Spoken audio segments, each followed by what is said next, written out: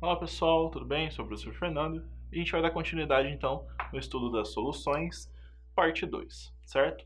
Então na última aula a gente falou um pouquinho sobre as subdivisões das soluções, tá? Vamos caracterizar um pouquinho mais os outros tipos que a gente tem de classificação de soluções, tá? Vamos entender um pouquinho então, ó. Quando a gente fala de soluções sólidas, o que seriam soluções sólidas? Será que existem soluções sólidas? Mas solução não é uma coisa líquida? Não, a gente tem os três tipos, tá? Soluções sólidas são aquelas soluções, pessoal, formadas por soluto e solvente, tá? No estado sólido. Como assim? Vamos dizer que é uma liga metálica, tá?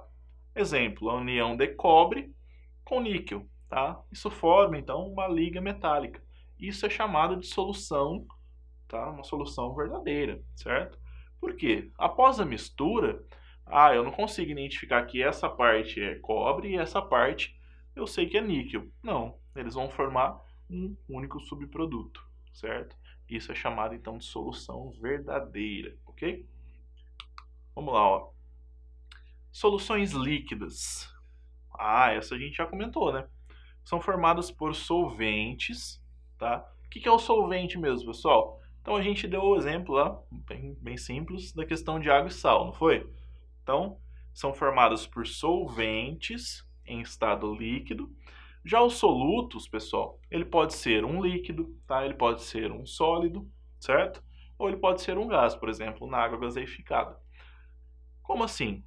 Como que a gente dissolve? Vai ser uma solução verdadeira utilizando dois líquidos, tá? Não entendi. Vamos pegar o exemplo aqui da água e se a gente adicionar álcool, a gente consegue separar o que é água e o que é álcool? Eu acho que não.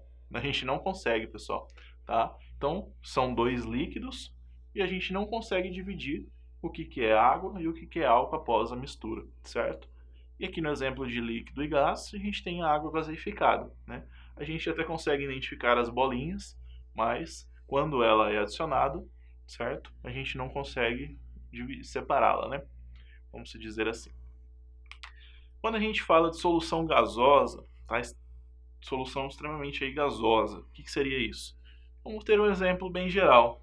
O ar atmosférico, será que ele é composto apenas por oxigênio?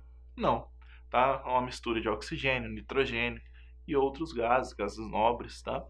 Então, formadas por soluto e solvente no estado gasoso. Então, a gente tem uma solução gasosa. A gente pode dizer que uma solução gasosa é o quê?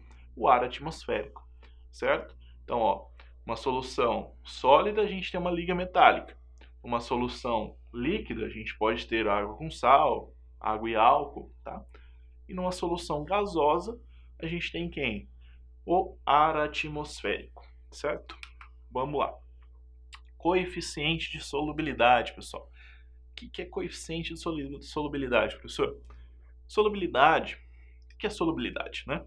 É uma propriedade física da substância que vai ser dissolvida, tá? Que quer ser dissolvida ou não, né? Em um determinado líquido, por exemplo. O coeficiente de solubilidade, ele representa o quê? Uma capacidade máxima, tá? Vamos chamar um teto máximo que aquele líquido consegue absorver aquele determinado soluto. Vamos falar de uma forma mais simples? Você já pode ter colocado, por exemplo, uma colher de Toddy em um leite frio, certo? O que é um leite frio? Desculpa. É um leite frio, uma colherzinha de Toddy. Então, você observou que ficou algumas bolas, né? Alguns resíduos de Toddy em cima do leite. Se você pega a mesma colher e coloca em um copo de leite a temperatura ambiente, temperatura natural, você vai observar que vai dissolver tudo e não vai ficar com aqueles resíduos do soluto, né? Só que se você observar que se você aquecer esse leite, você consegue dissolver até 2 colheres. Só que quando você deixa resfriar, o que acontece? Esse pó ele vai todo lá para o fundo e vai formar uma crosta lá no fundo, certo? Mas por que que eu não consigo nem dissolver uma colher em leite gelado, mas consigo dissolver 2 em leite quente? Isso é determinado então pela questão do coeficiente de solubilidade. O que que ele tem a ver? Conforme a gente aumenta a temperatura, tá? A gente aumenta o coeficiente de solubilidade. Então, se ele está frio, ele consegue, vamos supor, meia colher de Todd. Se ele está em temperatura ambiente, ele consegue dissolver 1 colher. Se ele está muito quente, ele consegue dissolver até 2 colheres, tá? E isso é uma forma bem resumida do coeficiente de solubilidade, tá bom? Só que, quando a gente fala de coeficiente de solubilidade, para ser padrão, ele tem que ter o quê? Uma condição de temperatura e pressão estável, tá? Então vamos lá, ó. Como que a gente entende isso? Então, gramas de soluto, né, em 100 gramas de água. Então aqui a gente está utilizando nitrato de amônio, tá? Então 100 gramas, a gente partiu de 100 gramas do soluto em 100 gramas de água a uma temperatura de 0 graus, tá? A gente conseguiu dissolver, pessoal, 600 gramas de soluto nos mesmos 100 gramas de água se a gente aquecer ele a cerca de 70 graus. Então observe o seguinte, essa curva ela vai crescendo de acordo com a característica de cada elemento, claro, tá? De água, pode ser outro tipo de elemento também. Então ela vai alterando essas características conforme o que? A temperatura, tá? Então, no caso a gente está utilizando a água e o nitrato de amônio.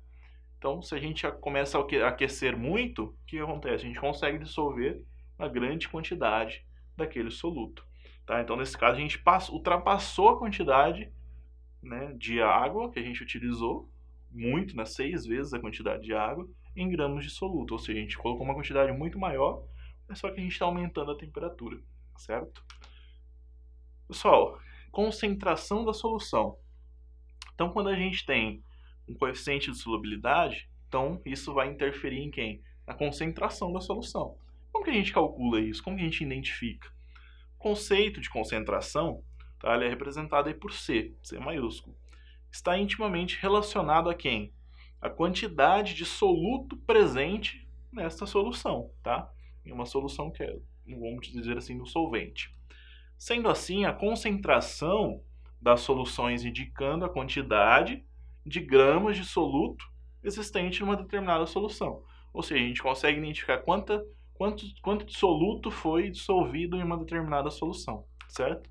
Como que a gente faz isso? Para calcular é bem simples. A concentração utiliza a seguinte fórmula. Concentração é igual massa por volume. Como assim?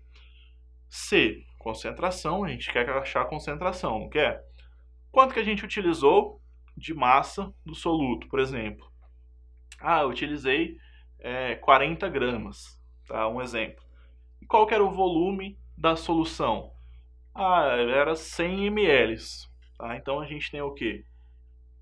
40 dividido ali por 100, tá? Então a gente chega na concentração em gramas por litro do determinado elemento. Isso calcula a concentração do soluto presente naquela solução, tá?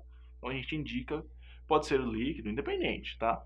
Mas a gente tem a massa individual do soluto presente naquela solução, certo? Pessoal, então a gente falou um pouquinho sobre as soluções, tá? Alguns tópicos específicos sobre elas, certo? Espero que vocês tenham gostado e aguardo vocês nas próximas aulas. Tchau, tchau, pessoal!